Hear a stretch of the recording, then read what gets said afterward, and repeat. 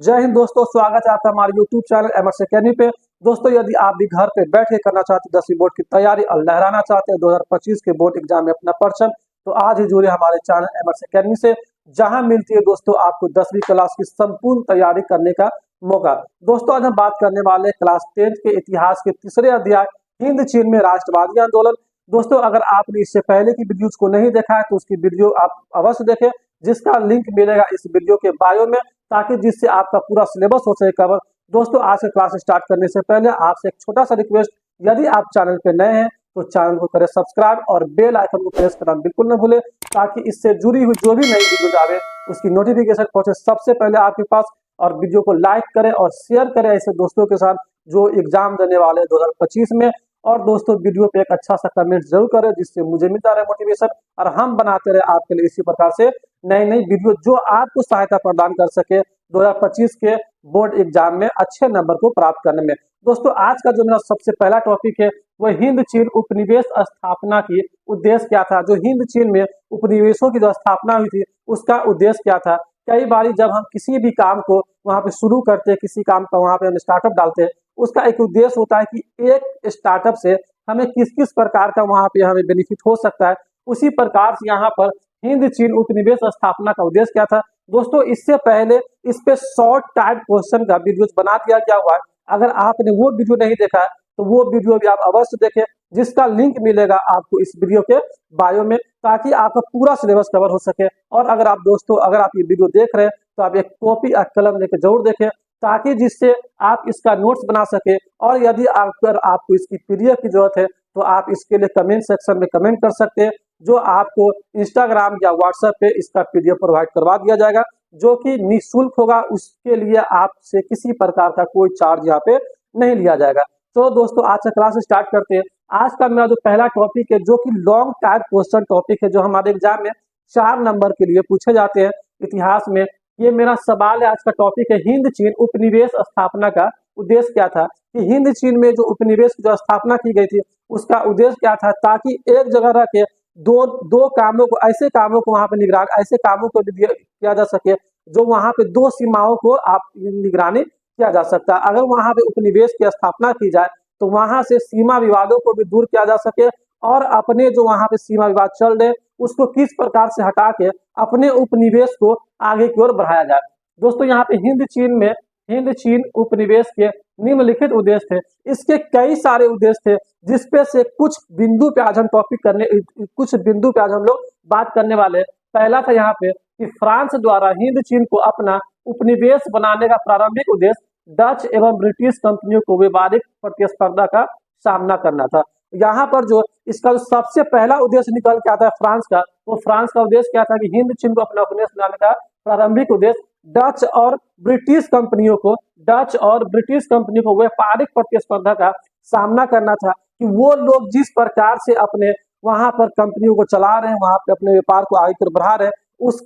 उसमें किस प्रकार से अपने समानांतर जो है वहां पे खड़ा हुआ जा सके, और अपने भी वहां पे व्यापार को उसके साथ बढ़ाया जा सके। इसका सबसे मुख्य उद्देश्य यहाँ पे यह निकल कर आ रहा था कि प्रतिस्पर्धा का सामना करना था। यहाँ पर भारत में फ्रांसीसी पिछड़ रहे थे, और भारत में क्योंकि जब यहाँ पे ब्रिटिश कंपनियां यहाँ पे अपना जो कब्जा जमा रखा हुआ था, तो किसी को वहां पे रहने से पहले अगर कोई कंपनी हमारे देश में या कोई भी कंपनी किसी भी मुल्क में अगर अपना वहां पे कब्जा जमा रखा हुआ है, तो उसके समानांतर कोई दूसरा कंपनी जब आवे तो उसको चाहिए कि बेहतर से बेहतर अपने प्रोडक्ट को वहां पे क्रिएट कर सके, और वहां पे उपनिवेश को समझ सके, और उसका जो मार्केटिंग है वो किस प्रकार के मार्केटिंग को लेकर यहाँ पे जा रहा है, उस चीज को अब जल्दी से कैप्चर करे, ताकि जिससे जो पहले से वहां पे स्थापित वहां पे अपना जो उपनिवेश कर रखा हुआ है उसको किस प्रकार से पीछे छोड़ा जा सकता है। जिस प्रकार से इसका जो मेरा सबसे बढ़िया एग्जाम्पल अगर हम देखते हैं तो यहाँ पर जो अगर एक टेलीकॉम कंपनी का अगर यहाँ पे हम एग्जाम्पल दें,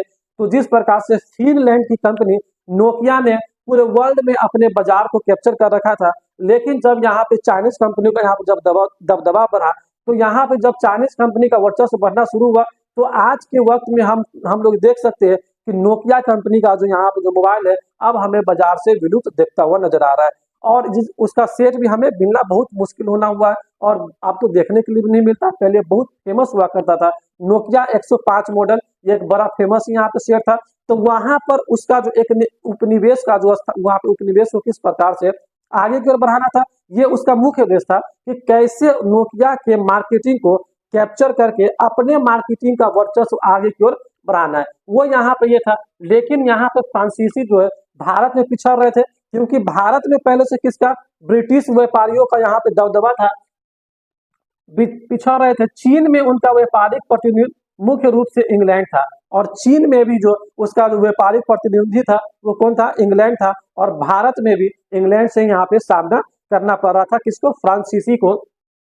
अतः सुरक्षात्मक आधार के रूप में उन्हें हिंद चीन क्षेत्र उचित लगा, और वहां पर अपने किसी व्यापार को स्टार्टअप देने के लिए उसको इनिशियल फेज जो चाहिए, एक सुरक्षात्मक इनिशियल फेज चाहिए, जो उसको कौन बेहतर लगा, यहाँ पर हिंद चीन बेहतर लगा, ताकि जहां खड़े होकर वे दोनों तरफ भारत एवं चीन की परिस्थितियों को संभाल सकते थे, जहां पे वो रहकर वो यहाँ के भारत के भी कंपनी, भारत के भी मार्केटिंग को कैप्चर कर सकते थे, यहाँ पे भारत में होने वाली गतिविधियों को, कि यहाँ पे क्या व्यापारिक जो प्रतिस्पर्धा है, और यहाँ पे जो व्यापारिक जो यहाँ पे संबंध से व्यापार से जुड़े हुए संबंध यहाँ पे जो प्रगति चल रही है, उसमें किस प्रकार से फ्रांसीसी को यहाँ पे जो है इंग्लैंड को पीछे छोड़ के अपने वर्चस्व को आगे बढ़ाया जा सके। तो ये ऐसा स्थान ऐसे स्थान बनाना पसंद करा जहां से रह के ये भारत और चीन के परिस्थितियों में भी संभल सकते थे, कि अगर मेरा मार्केट भारत में अगर यहाँ पे गड़बड़ होता है, तो इसी के जरिए हम चीन में इस मार्केटिंग को हम बेहतर कर सकते हैं, और यदि अगर चीन में मेरा मार्केटिंग अगर बेकार हो रहा है, तो इसको हम कहाँ, भारत में बेहतर कर सकते हैं। क्योंकि आबादी के मामले में ये दोनों देश सबसे आगे पाया जाता है, और जहां आबादी होगा वहां उत्पादित जो वस्तु होगा उसकी खपत भी अधिक होगी। इसीलिए कोई भी उपनिवेश जो है भारत चीन जैसे देशों को अपना पहला मार्केटिंग एरिया बनाना पसंद करता है, ताकि वहां अधिक से अधिक जो है प्रोडक्ट को वहां जाके सेल किया जा सके। तो ये इसका था, प्रथम कारण था। दूसरा कारण था कि औद्योगिकरण के लिए कच्चे माल की आपूर्ति उपनिवेशों से होती थी, और यहाँ पे औद्योगिकरण के लिए जो कच्चे माल जो आते उसका वहां पे जो पूर्ति हुआ कर आपूर्ति किससे, उपनिवेशों से होती थी, एवं अत्यधिक वस्तुओं के लिए बाजार भी उपलब्ध होता था। और यहाँ पर कुछ ऐसे वस्तु जो छोटे छोटे ऐसे सामान हो जिसके लिए हमें बाजार की उपलब्धता चाहिए, वो यहाँ पे इसको हिंद चीन में मिल रहा था, और कच्चे माल उपनिवेशों से मिल रहा था।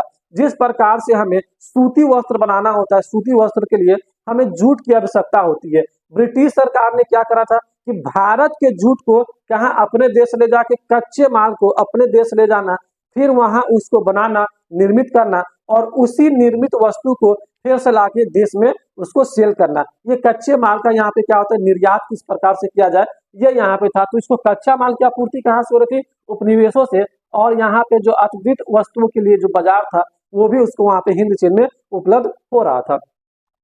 तीसरा का इसका पॉइंट होगा कि पिछड़े समाजों को सभ्य बनाने का विकसित यूरोपीय राज्यों का संशोधित राज्य था। और यहाँ पे जो पिछड़े राज्य है, अगर कोई यहाँ पे जो यूरोपीय जो संघ जो था वो ये चाह रहा था जो पिछड़ा राज्य है उसको भी हम बेहतर से बेहतर बना सके, और उसको आगे की ओर वहां पे जो विकसित कर सके, और आगे के उसको वहां पे लिया जा सकता था। तो ये था दोस्तों इसका हिंद चीन में उपनिवेश स्थापना का उद्देश्य, जो यहाँ पे हमसे एग्जाम में, बोर्ड एग्जाम में 4 नंबर के लिए सवाल पूछे जाते हैं। तो अगर आप इतना लिखते हैं तो इस पे आपको 4 नंबर अवश्य दिया जाएगा। दोस्तों यदि अगर आपको वीडियो अच्छी लग रही हो तो वीडियो को आप लाइक जरूर करें, और अपने दोस्तों के साथ इसे शेयर भी जरूर करें, और कमेंट्स भी एक बढ़िया सा करें, ताकि जिससे।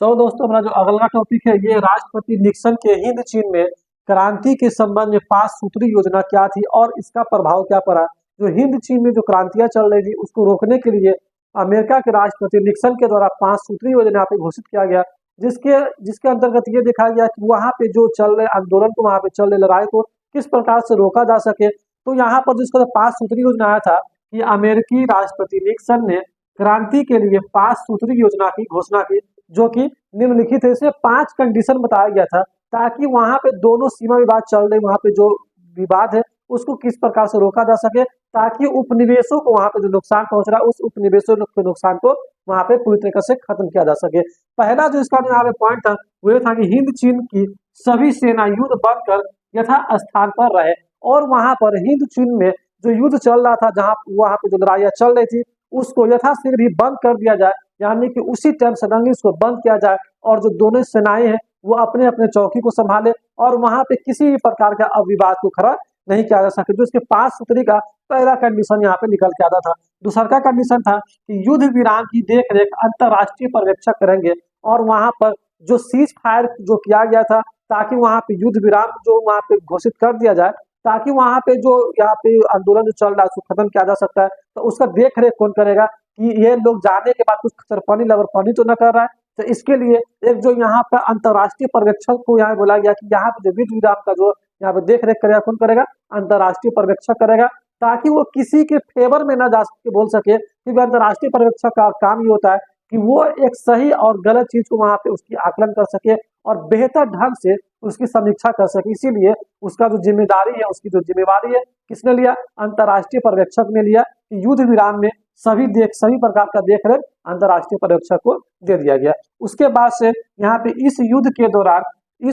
दौरान कोई देश अपनी शक्ति बढ़ाने का प्रयास नहीं करेगा। और वहां पे जो सीज फायर किया गया था, उसमें एक जो सबसे अहम पॉइंट जो वहां पे जो कोट किया गया था, वो ये था कि युद्ध विराम के दौरान कोई भी देश अपने शक्ति को नहीं बढ़ा सकता, अथवा कि वो परमाणु बम की परीक्षण हो या एक आधुनिक हथियार का परीक्षण वो नहीं कर सकता है। और अमेरिका का शुरू से ये चीज यहाँ पे फोकस रहा है कि हमें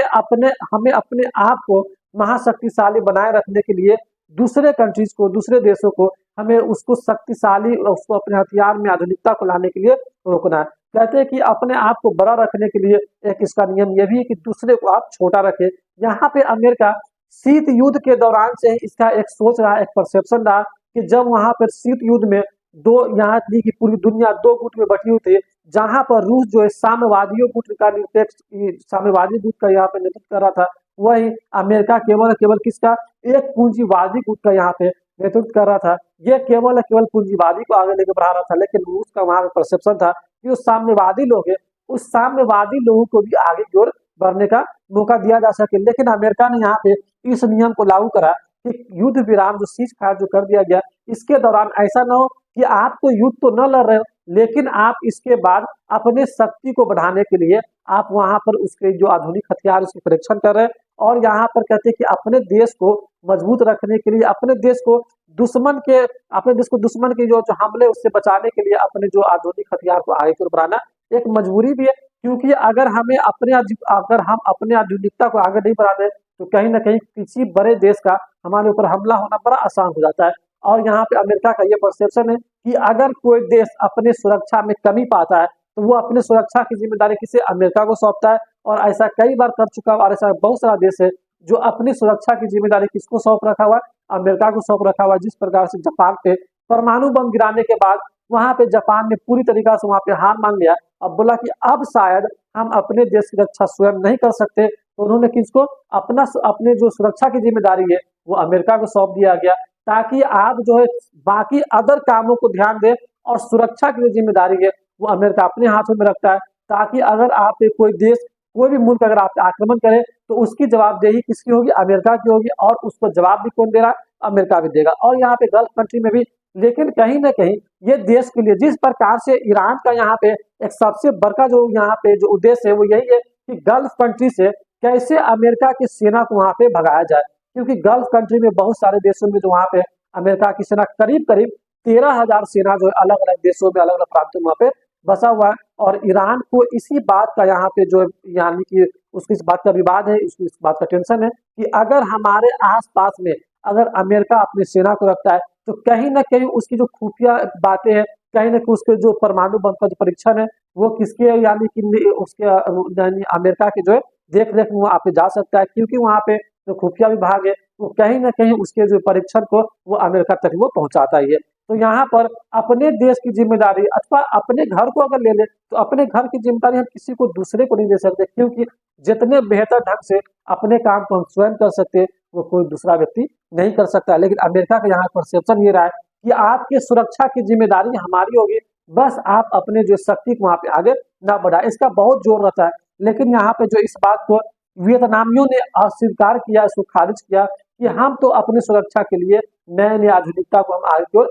बढ़ाना चाहेंगे। और यहाँ पे जो इसका तीसरा का चौथा जो यहाँ पे जो पॉइंट जो कोट किया गया था, युद्ध विराम के दौरान सभी तरह की लड़ाइयां बंद रहेगी। और यहाँ पर जो युद्ध विराम हो जाए, तो वहां पे किसी दूसरे देश के द्वारा या फिर वहाँ पे जो दूसरा गुट है उसके द्वारा किसी एक गुट पे वहाँ पे हमला नहीं किया जा सके। जब तक सीज फायर रहता है वहाँ पे उस सीज फायर का उल्लंघन नहीं करना दोनों पे लागू होता है कि अगर सीज फायर कर दिया गया हुआ है तो आप उसका उल्लंघन न करें। इस प्रकार से भारत और पाकिस्तान के बीच में सीज फायर कर दिया जाता है। लेकिन कई बार देखा जाता है कि पाकिस्तान द्वारा इस सीज फायर को तोड़ा जाता है। जब ठंडी का मौसम आता है वहाँ पे कश्मीर में राजौरी पूंछ जैसे इलाकों में वहाँ पे पाकिस्तानियों द्वारा कई बार सीज फायर का उल्लंघन किया जाता है। लेकिन यहाँ पर इसको अमेरिका ने ये बोला कि अगर युद्ध विराम है तो आप किसी भी तरह का यहाँ पे लड़ाई नहीं लड़ सकते, वो पूर्ण रूप से वहाँ पे जो है सीज फायर होना आवश्यक है। युद्ध विराम का अंतिम लक्ष्य पूरे हिंद चीन में संघर्ष का अंत होगा और इसका ये मानना था कि अगर यहाँ पर युद्ध विराम कर दिया जाता है, सीज फायर कर दिया जाता है तो इसका जो अंतिम यानी कि इसका जो लक्ष्य है उसका टारगेट हो क्या होगा कि हिंद चीन में जितने भी प्रकार की संघर्ष चल रही है, जो आंदोलन क्रांति से जुड़ी हुई है, उसको खत्म करना ही इसका यहाँ पे मेन मकसद माना जा रहा था। लेकिन इसका सबसे जो यहाँ पे जो अस्वीकार्य बात जो आई ये आया कि इस दौरान कोई देश अपनी शक्ति को बढ़ाने का प्रयास नहीं करेगा। वही कारण था कि हिंद चीन ने इस 5 सूत्री योजना को अस्वीकार कर दिया और जो निक्सन के द्वारा जो यहाँ पे 5 सूत्री योजना को लागू किया गया, यहाँ पे जो इन्फोर्समेंट की जो सलाह दी गई उसको यहाँ पे मना कर दिया गया कि शायद यहाँ पर हमें आ रही है शायद ये बेहतर नहीं हो सकता है। तो निक्सन ने पुनः 8 सूत्री योजना रखी और वहां पे उसमें कुछ सुधार करते हुए अगर 5 सूत्री योजना में कोई चीज कमी रह जाती तो यहाँ पे केवल 5 नियमों को 5 बातों को यहाँ पे कोट किया गया था। लेकिन बोला गया क्या इसमें समीक्षा किया जा सकता है। अगर यहाँ पे अंतर्राष्ट्रीय पर्यवेक्षक के द्वारा बोला गया कि अगर इसमें समीक्षा की गुंजाइश है, अगर इसमें किसी रिपील की गुंजाइश है तो उसको क्या किया जाए, रिपील किया जाए, इसमें कुछ सुधार किया जाए। तो यहाँ पर उसको सुधार करने के बाद जो 5 सूत्री योजना थी उसके सुधार करने के बाद निक्सन ने क्या 8 सूत्री योजना रखी, परंतु वियतनामियों ने इसे भी खारिज कर दिया क्योंकि उसमें भी इस बात को जरूर कोट किया गया था कि आप अपने शक्ति को आगे की ओर नहीं बढ़ा सकते और हर मुल्क चाहता है कि अपना जो आधुनिकता उसको जो हथियार के मामले में उसको आगे की ओर डेवलप करता रहे ताकि उसको उस देश को किसी दूसरे देश के हमले का खतरा न सतावे। यहाँ पर जो था कर दिया अमेरिका और वियतनाम के बीच युद्ध जारी रहा और यहाँ पर जो अमेरिका और वियतनाम के बीच युद्ध जो चल रहा था वो क्या एक लंबे समय तक जारी रहा क्योंकि यहाँ पर अमेरिका ने वियतनामियों पर बहुत ही यानी कि बर्बरता यहाँ पे अपनाया। जिस प्रकार से एजेंट ऑरेंज और वहाँ पे जो कुछ पेड़ पौधों को झुलसाने वाले जो जहरीले पदार्थ जो फेंके जाते थे वो किस पे, अमेरिका ने वियतनामियों पे इसका प्रयोग किया था। एजेंट ऑरेंज का वहाँ पे जो है वियतनामियों में प्रयोग किया गया था जो चमड़ा से जलकर यानी कि उस पर जैसे ही बॉडी पड़ता वो चमड़ा को जलाना शुरू कर देता है। इसी चीज को देखते हुए यहाँ पे जो है इसको बोला अगर यहाँ पे 5 सूत्री योजना का अस्वीकार कर दिया गया फिर उसके बाद 8 सूत्री जो योजना है उसको भी अस्वीकार कर दिया गया कि ये हमें मंजूर नहीं है। लेकिन अंततः जो है यहाँ पे फरवरी 1973 को पेरिस में वियतनामी युद्ध की समाप्ति की समझौता पर हस्ताक्षर हुआ और वहां पे कुछ कंडीशन को यहाँ पे रखते हुए यहाँ पे जो 1973 ईस्वी में पेरिस में इस पे एक समझौता किया गया, इस पे जो हस्ताक्षर किया कि अब यहाँ से जो यहाँ पे जो अमेरिका और वियतनामी युद्ध चल रहा है उसको अब समाप्त कर दिया जाए, खत्म कर दिया जाए,